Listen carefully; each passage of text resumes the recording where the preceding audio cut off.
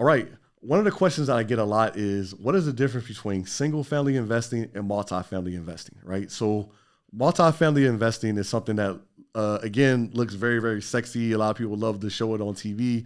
It does make good money, but it is a very different animal versus single family investing, right? So, just like there's a separate set of lenders for, your personal properties and your investment properties, there's also separate lenders for uh, larger multifamily properties and single family properties, right? So, for example, some of my hard money lenders, they only lend on properties up to 4 units, right? So, single family is technically 4 units or less, right? Then uh, commercial properties are 6 units and up, right? So, once you get to 6 units and up, you're dealing with a whole different type of lending standard, right? So, generally speaking, in the single family space, a lot of times you can get up to 90% funding, sometimes even 100% funding on your properties, right? In the multifamily space, you typically got to come up with about 30%, right? So when you're looking at properties, again, you always want to do a self assessment, right? So you want to say, okay, how much money do I have access to? Okay. So let's just use easy numbers. Let's say I have access to $100,000. Okay, that means that I could be looking at properties around 300,000, 300 to 400,000, give or take, right? Because I know that I'll have enough money to be able to put down a down payment, right? And to be able to qualify for that property. So what you want to do is you want to find high value properties within that price point. And one thing that you'll learn as you do this more and more and more, you're able to find deals in all different price ranges, right?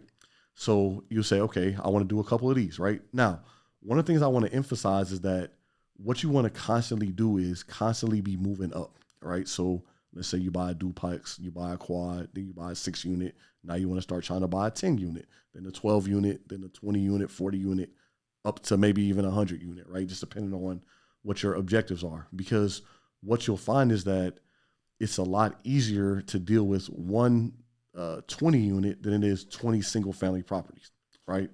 Because once you get that one property stabilized, it's going to be bringing in enough income for life, right? So one of my properties right now, we're actually just kind of give you an example.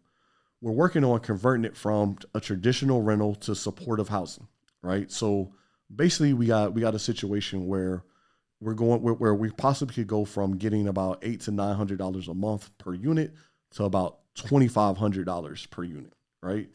And we have 6 units that we're talking about converting in that manner. And then also we have 3 other properties up in Cincinnati, right? So those 3 particular properties could potentially be bringing in about 50,000 or so in cash flow per month, right? So that's enough, obviously, that's obviously enough, but I'm saying that's enough really to set up a whole business behind it, right? So we'll be able to hire employees, we'll be able to have staff, we'll have a lot of other things. We'll be able to have programs for our residents, a lot of different things like that, right? But it started with having enough beds, right?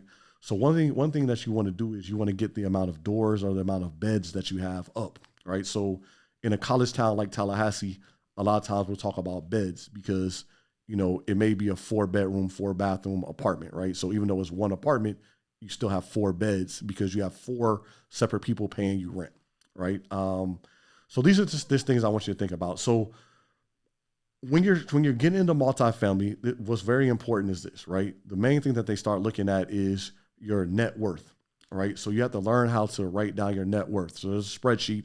I'm gonna try to share one. Maybe I'll put it in my bio or something like that. That basically shows you how to break down what is your net worth, right? Then you have to understand what is your liquidity, right? So your bank statements, things like that. That's your liquidity. The other thing is your experience, right? So they're gonna look at your experience, your net worth, and your liquidity. Those are typically, and then obviously the property. Those are typically the 4 main lending criteria. The beautiful thing about multifamily, and especially once you get into bigger multifamilies, is they actually expect you to bring in partners, right? So they don't expect you to have all the money, right? So you can say, well, yeah, I have 3 or 4 partners, da da da da, and you can combine your net worth and your liquidity to be able to qualify for the deal, right? So multifamily is what we call a team sport. So it's very important that you start building your teams. So a lot of people, when they start out in real estate, they just start doing their own thing. But what I want to encourage you is from the beginning, start building a team so that when it comes time to scale, you'll be ready, right? So multifamily is a great opportunity. There's a lot of money to be made in it. It's it's one of the best aspects of real estate to be in. So just tap in, get involved in the course, hit me up for mentorship if you want to learn more.